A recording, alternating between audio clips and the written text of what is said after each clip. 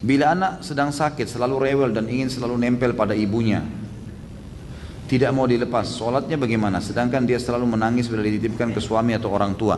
Bisa sholat sambil digendong.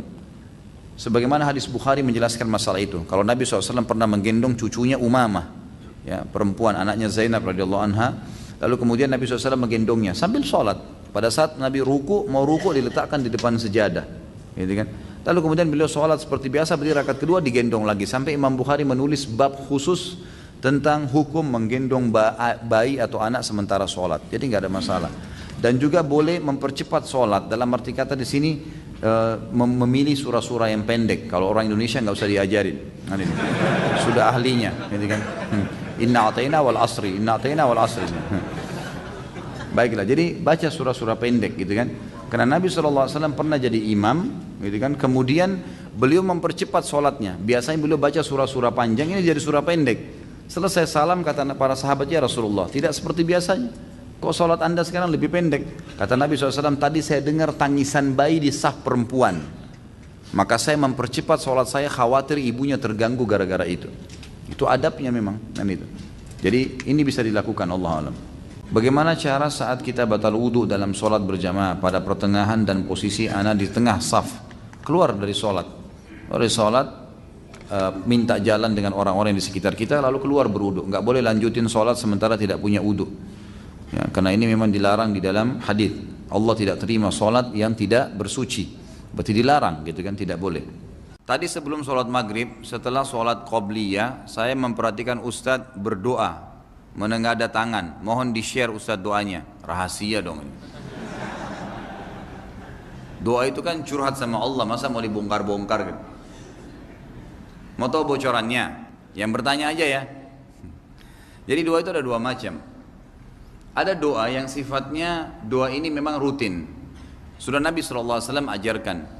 Seperti kita bilang, Rabbi ghafirli wali walidayya warhamhuma kama rabbayani shaghira, Rabbana atina fid dunya hasanah. Itu kan doa-doa yang sudah diajarkan oleh Nabi SAW, sudah umum.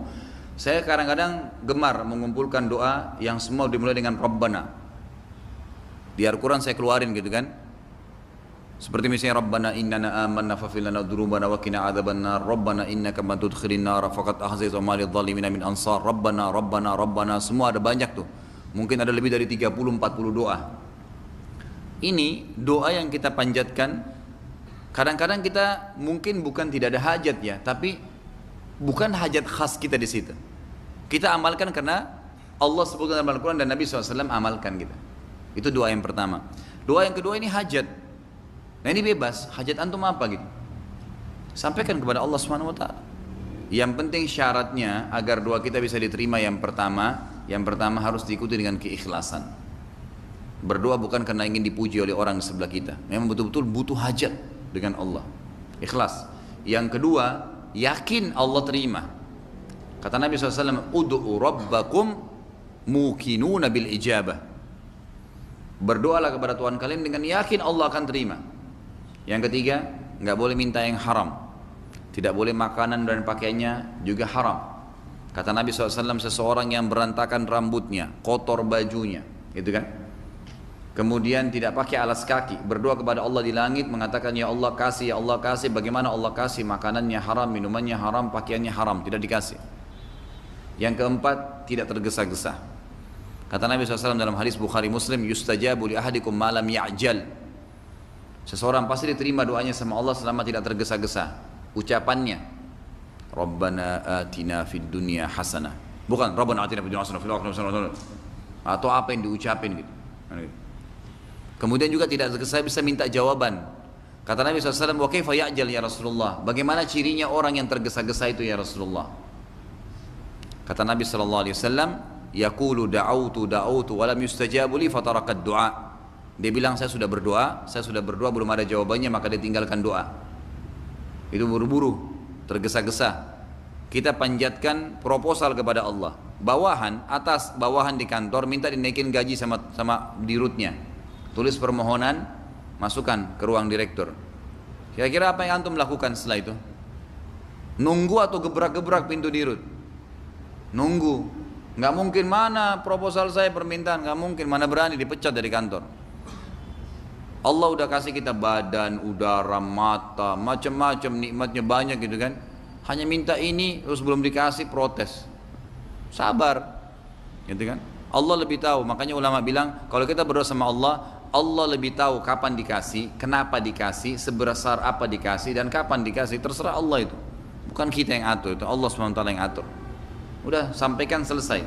Dan luar biasanya kalaupun belum kita lihat jawabannya, tetap saja kita berbuat ibadah kepada Allah Subhanahu wa taala. Kalau saya pribadi ada hajat-hajat tertentu yang saya fokus gitu.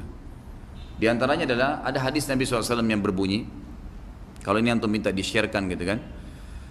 Ada hadis Nabi SAW, manusia ada 4 golongan. Yang paling afdal, yang paling luar biasa adalah yang Allah kasih ilmu dan harta. Lalu dia habiskan ilmunya dan hartanya di jalan Allah. Diinfakkan, diajarin ilmunya. Infak hartanya, diajarin ilmunya. Ini orang yang paling afdal di sisi Allah Subhanahu wa taala. Datang golongan kedua, orang yang Allah kasih ilmu tanpa harta. Tapi dia lihat golongan pertama dan dia bilang, ya Allah, dengan ilmunya ya, kalau saya punya harta seperti orang itu saya akan buat sama. Artinya saya akan pergi haji, hajikan orang, saya akan bangun masjid, saya akan bangun ini. Begitu niatnya. Maka kata Nabi SAW, fahuma fi ajri sawa. Mereka sama pahalanya. Tapi golongan ini golongan kedua. Ada golongan ketiga yang Allah kasih harta tanpa ilmu, kaya tapi nggak tahu halal haram, nggak tahu harus diapain hartanya.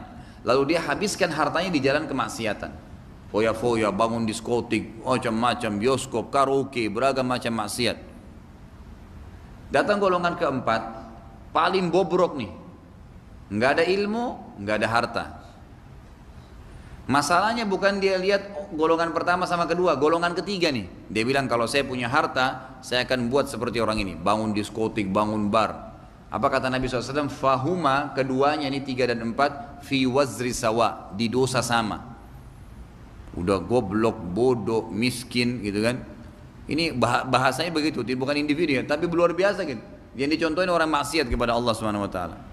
Kalau saya pribadi selalu saya berdoa begini, ya Allah, karuniakanlah saya ilmu dan harta secara pribadi gitu kan. Kemudian buatlah saya menyelesaikan dan mengeluarkan semua di jalan Allah. Jadi saya minta agar dijadikan golongan yang pertama ini. Ini bocorannya. Satu aja ya. Masih banyak yang lain tapi nanti.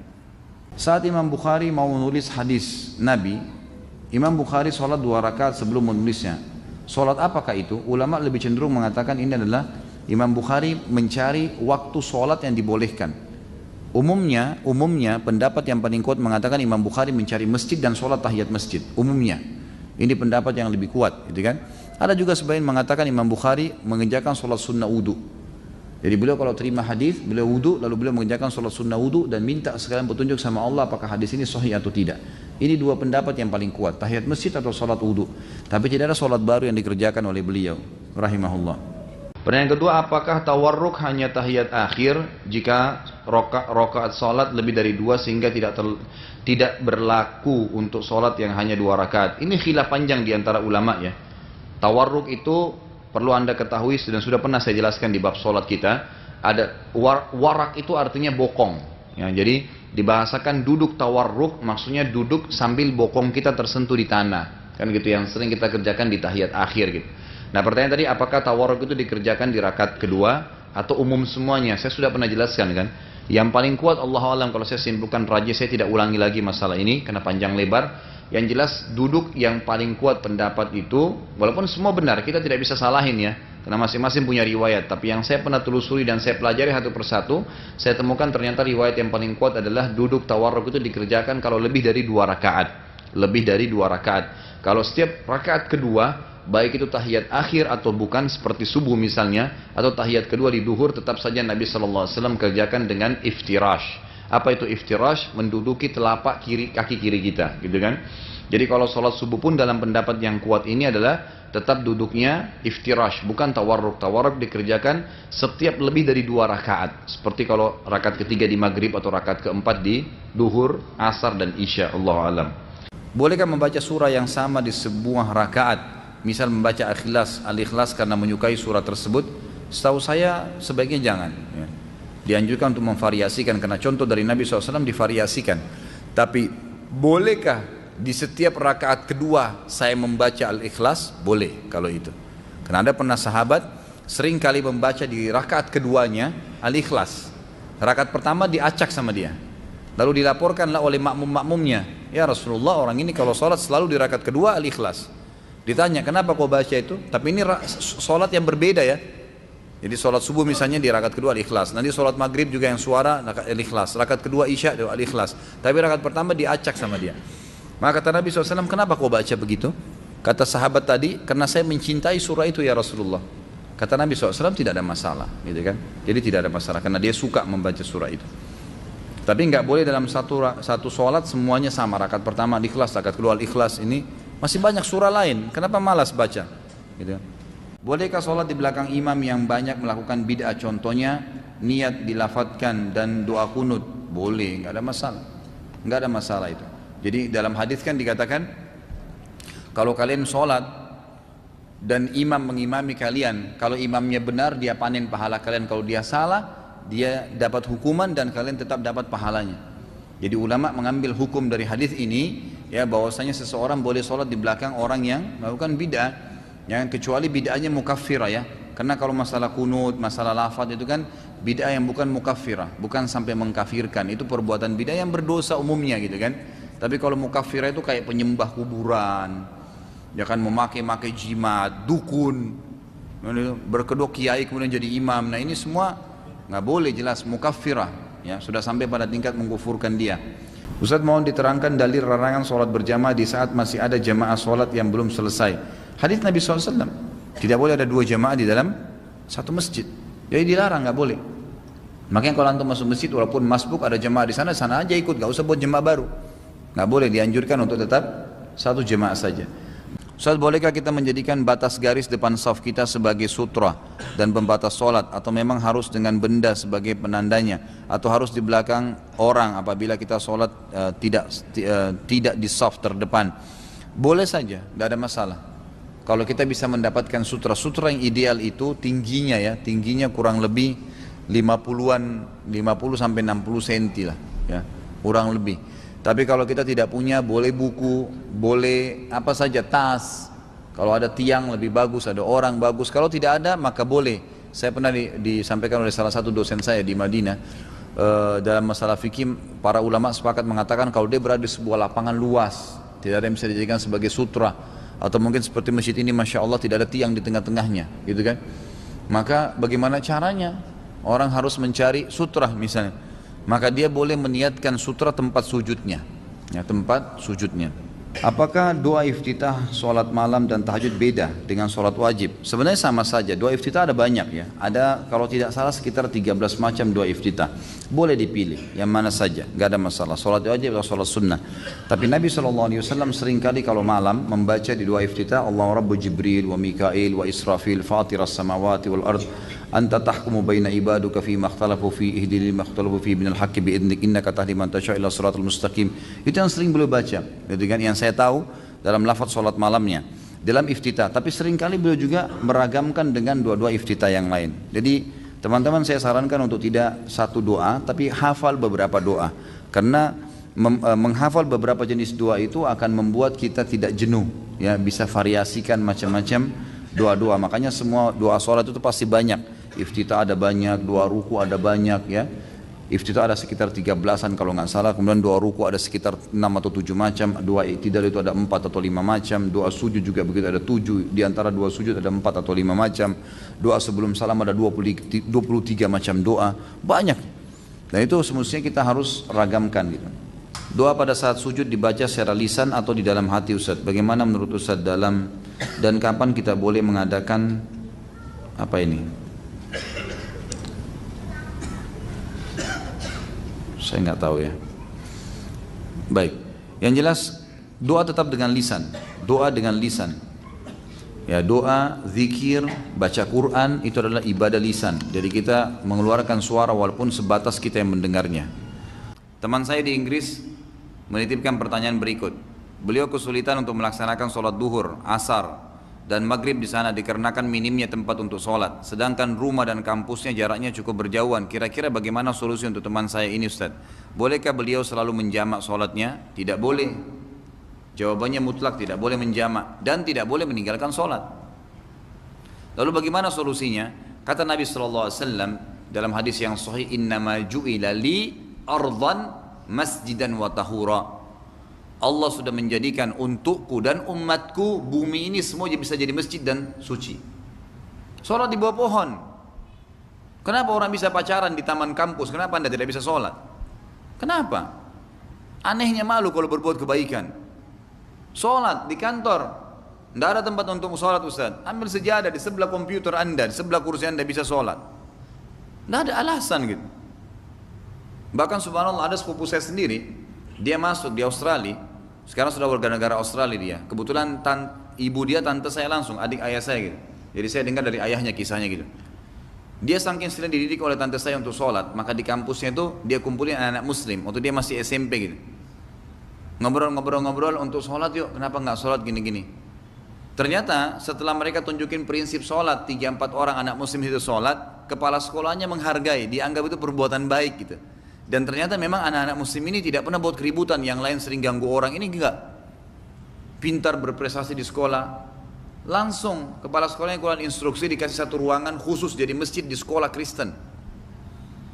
Tunjukin prinsip. Ini agama saya yang perintahin kok. Kan begitu mestinya. Jadi insya Allah tidak akan ada yang menghalangi kita. Jadi jalani hukum Allah SWT. Mau di Inggris, mau dimanapun tidak ada masalah. Hukum Allah tetap berlaku. Dalam sujud diperintahkan untuk memperbanyak doa. Apakah alhamdulillah termasuk? Termasuk. Doa dan zikir sama. Boleh kita membaca alhamdulillah. Apa boleh sholat di rakaat ketiga dan keempat setelah Al-Fatihah? Boleh membaca surah lain? Setahu saya tidak ada lagi anjuran. Nabi SAW di dalam hadis Bukhari dikatakan, sholat membaca surah hanya di rakaat 1 dan 2. Rakaat ketiga dan 4 hanya membaca Al-Fatihah. Apakah sunnah membaca ta'awudz dan basmalah setelah takbiratul ihram? Iya sunnah. Hadis Bukhari. Nabi SAW menganjurkan di rakaat pertama saja ya, membaca a'udzubillahi samil alim minasyaitonir rajim, hadis sahih, dan membaca bismillah. Nabi SAW membaca bismillah. Syekh Jibril mewajibkan membaca bismillah, tetapi bismillahnya tidak jahar, tidak kerasin. Jadi Nabi SAW itu seringkali suara bismillahnya terdengar kecil dan al-fatihahnya baru besar. Itu dalam sholat. Tapi kalau di luar sholat bismillah dikerasin tidak ada masalah. Apakah boleh ketika tasyahud akhir sebelum salam kita tambah dengan doa yang dilafatkan? Karena saya pernah dengar dan membaca ada hadis, apakah hadisnya lemah? Hadisnya sahih. Ya, Nabi SAW membolehkan para sahabat untuk membaca doa sebelum salam. Setelah beliau mengajarkan para sahabat untuk membaca doa, gitu kan? Untuk mengajarkan para sahabat 13 macam doa sebelum salam. Lalu beliau mengatakan setelah mengajarkan para sahabat, falyad'u ma yasha. Setelah itu dia boleh berdoa semaunya. Allahu a'lam. Ustaz, apa hukumnya bagi laki-laki memakai celana di atas mata kaki ketika sholat dan di luar sholat, dan sampai mana batas pakaian? Ini sudah saya jelaskan tadi ya. Tapi kalau berhubungan dengan sholat, maka memang ada hadis Nabi SAW yang masih diperselisihkan oleh para ulama, tapi yang saya tahu memang disahihkan oleh Abu Daud, jadi kan, tentang ada seorang sahabat yang lagi sholat lalu kemudian dia diberhentikan, betul selesai sholat kata Nabi SAW, ulangi sholatmu. Lalu dia ulangi lagi, tapi dia nggak tanya kenapa ya Rasulullah. Sampai 2 kali, lalu ada sahabat yang menanyakan, ya Rasulullah kenapa anda suruh ulangin? Kata Nabi SAW, karena mata kakinya tertutup, gitu kan? Maka ulama membahas ada dua bahasan. Kalau di luar sholat hukumnya tidak boleh isbal secara umum. Kalau dalam sholat ada plusnya, ya ada plusnya, maka sholatnya tidak diterima. Makanya dianjurkan kalaupun yang orang sampai masih isbal, yaitu kesalahan dia di luar sholat, tapi kalau dalam sholat dia harus gulung. Memang sudah begitu hukum Nabi SAW. Bagaimana kiat-kiat agar bisa sholat tahajud dan ibadah-ibadah malam lainnya? Tentu saja pertama baca fadilahnya, janji-janji Allah di situ, kemudian coba paksakan diri untuk melakukannya. Tentu dimulai dengan tidur lebih cepat, ya, jauhi semua indikasi yang bisa membuat kita tidak bangun karena begadang, makan terlalu banyak, ya, pada saat mau tidur malam, itu semua akan mengganggu. Maka kita punya persiapan-persiapan, baca fadilah, kemudian paksakan diri untuk itu dan punya persiapan-persiapan untuk melakukannya. Bolehkah imam sholat isya atau maghrib atau subuh membaca mushaf Al-Quran? Kalau sholat wajib, Allah alam, yang saya tahu tidak ada pendapat ulama yang membolehkannya. Kalau sholat wajib, kalau sholat sunnah boleh. Fatwa ulama membolehkan kalau seseorang itu membaca Al-Quran. Karena ada hadis yang berbunyi, almar'u malikul linafilatihi, seseorang pemilik ibadah sunnahnya. Maka sunnah itu boleh dia batalin kapan dia mau, boleh dia kerjakan kapan dia mau gitu kan, kecuali di waktu yang terlarang. Kalau sholat wajib nggak boleh kecuali ada udzur-udzur syar'i. Jadi kalau sholat wajib nggak boleh. Jika di saf ketiga di masjid, ketika sholat berjamaah ada satu tiang atau pilar, apakah kita harus membuat saf baru di belakangnya? Mengingat ada hadis dari Anas radhiyallahu anhu, sesungguhnya kami dahulu menghindari tiang ini di zaman Nabi SAW. Atau bolehkah melanjutkan saf ketiga tersebut di samping tiang dengan alasan untuk mendapatkan fadilah saf di depan? Yang paling kuat pendapat ulama dalam masalah ini adalah makruh. Makruh sholat di antara dua tiang. Karena hadis Anas radhiyallahu anhu yang tadi disebutkan itu hadis sahih, adalah Anas bin Malik cuma mengatakan kami menghindari tiang di zaman Nabi SAW. Yang saya tangkap dari para ulama hadis dari hadis ini adalah yang pernah saya pelajari, kalau ini hukumnya makruh. Artinya kalau masjid penuh, nggak ada lagi tempat, kemudian ada tiang, antara tiang dengan tiang harus dibuat saf, maka dibuat saf di situ, dibuat saf, gitu kan. Kalau misalnya masjid masih luas, maka lebih baik kita jangan sholat di antara tiang-tiang itu.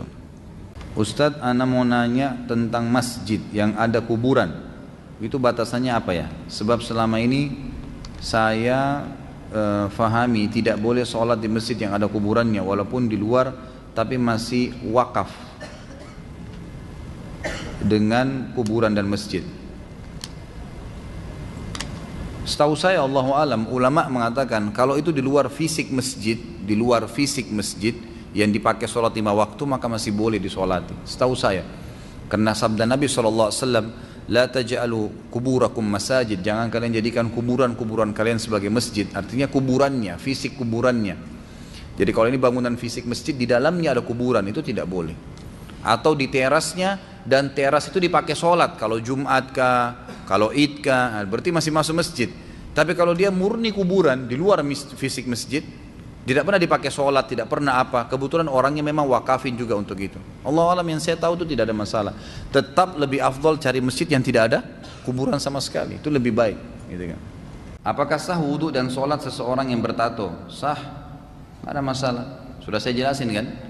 Dia bertato itu hukumnya melanggar agama, haram. Ini nanti baru tambah nih.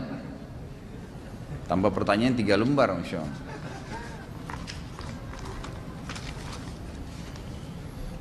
Jadi sah saja dia menato dirinya berdosa. Tato itu sendiri nggak boleh, itu kan dilarang, merusak badan, itu tidak dibolehkan, memasukkan tinta dan seterusnya. Tapi apakah sah sholat dan wudhu orang yang bertato? Sah, nggak ada masalah. Karena tidak masuk dalam hal-hal yang membatalkan sholat.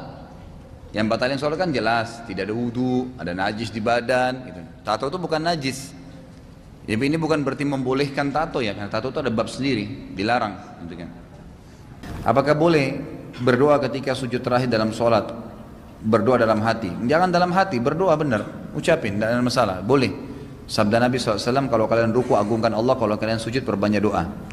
Bagaimana ini, karena satu kertas ya, jadi saya bacakan walaupun ada di luar tema. Bagaimana di zaman Rasulullah SAW ketika selesai azan maghrib dan isya, adakah waktu jeda untuk sholat sunnah sebelum iqamah atau langsung iqamah setelah azan? Setahu saya ada sholat sunnahnya, setahu saya. Bahkan sabda Nabi SAW jelaskan gitu, antara azan dan iqamah maghrib, kata Nabi SAW, maka seseorang sholatlah ya.